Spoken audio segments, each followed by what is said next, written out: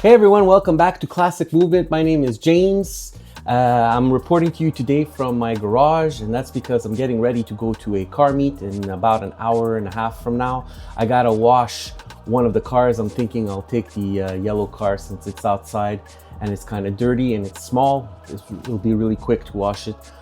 Today I want to share with you a time-lapse video of the NSX. It's a picture of the NSX that I drew inside of the car.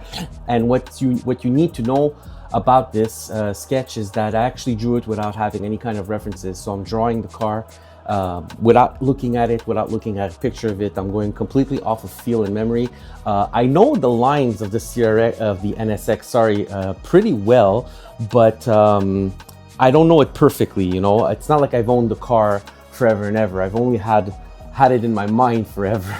But it's not like a CRX where I've had the car forever. I washed the car many times and you kind of analyze all the angles. So it came out pretty good. Let's check it out together and let's see if there's something you guys will enjoy from me drawing and suffering through this experience.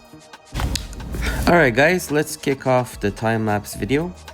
So since I'm working from my imagination here, I'm not quite sure what angle I'm looking for.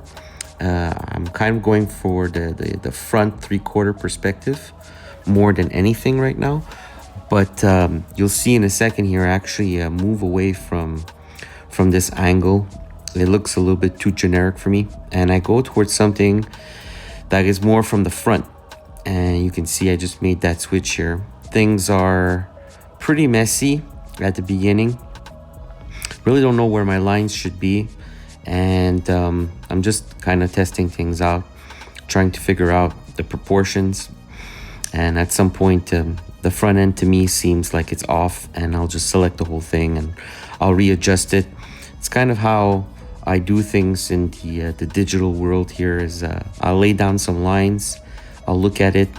Maybe sometimes I'll step away from the artwork. I find that helps sometimes just to step away, take a break. And things aren't always immediately apparent when they're off. And mirroring the image is one trick. Another thing I tend to do is just take a break, go do something else, come back to it. And sometimes things immediately jump out at you. So originally this was just supposed to be a sketch. I was in my NSX and I was drawing. And I wanted to see if I could draw the car from memory. And I wasn't planning on investing a whole lot of time in it. I wasn't actually thinking of adding color even. I was just going to do a black and white rendering of what the car should look like. But it started to look good enough, and I figured, you know what, why not invest some time, add some color. Might be worth it. Nothing is lost. It's good practice. And yeah, I'm adding shading here underneath the car. You always want to add a direct shadow underneath. And I wasn't too sure of the background. You see I added just like a sky and a very bland, generic looking ground. Because I just keep going until, you know, I'm satisfied. And this is my cleanup pass now. I kind of liked how the lines were landing. It felt like I had something pretty accurate to what the car looks like. And I did a bit of cheating here in the wheels. My wheels have some depth to them at the back, but not necessarily at the front. The offset on the wheels don't allow it. So, and it's something that I kind of fixed here in my drawing. I like when a tire has, or a wheel I should say, has like some depth to it. I find it's called concave. I love that concave look, and I added that to the drawing. So here I'm just feeling things out, adding my reflections, and I'm not looking at any pictures, right? So I'm just trying to figure out where the shape of the metal is and trying to add highlights to those points. And it's kind of a cartoony looking car.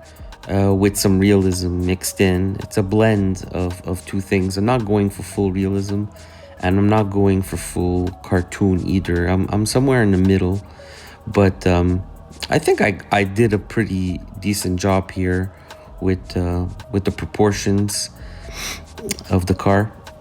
And you can see I just keep working it.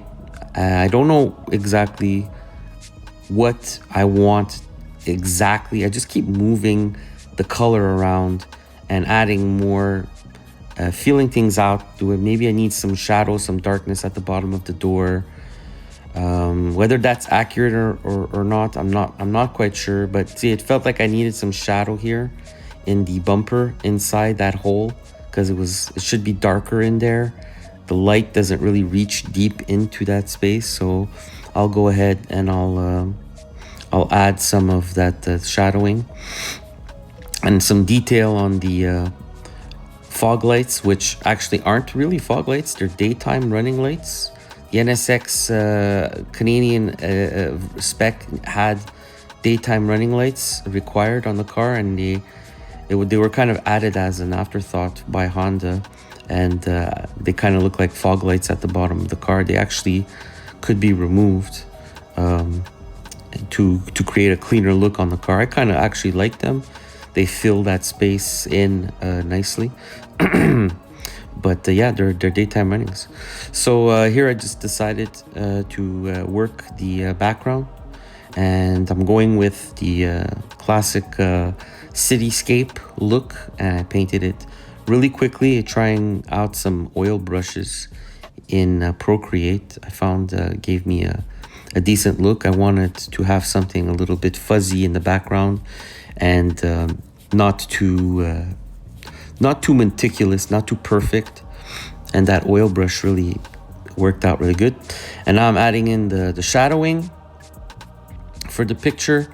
So I'm imagining the light is mostly coming from the sky. Well, here you go. The time lapse is over. Let's take a closer look at it. So yeah, I'm imagining that the lighting is coming from the background, mostly from this direction here. The sun is setting over there, and you can see I kind of fuzzed up the tree line here. I made that blurry to make it a little bit out of focus, and that's on purpose because I want to bring attention to the actual car. And you got the shadow being casted from behind, and it's bleeding down to the lower part of the image over here. There's a little bit of detail also on the ground. This is how it ended up overall, guys. Considering I drew this completely from memory, no references, I'm really happy with it.